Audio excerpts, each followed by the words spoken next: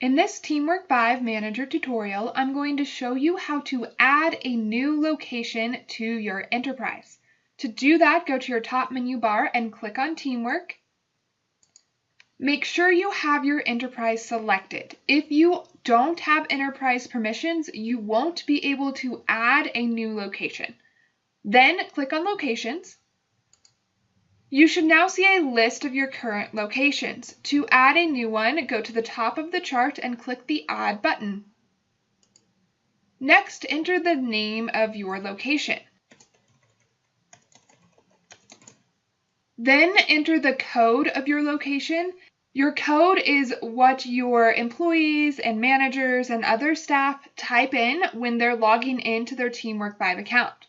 For this pretend university, the code is always the name of the location.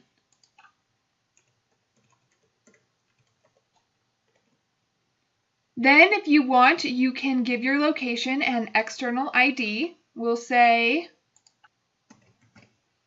if you are in the United States, you can use the default time zone for your enterprise. Otherwise, you can change your time zone by clicking on the arrow and choosing a new time zone from the drop-down menu.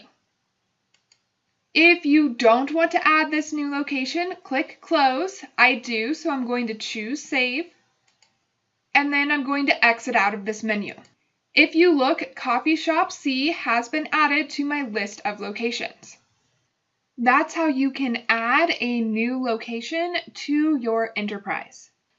Check out the next video to learn how to view and adjust the information for your location.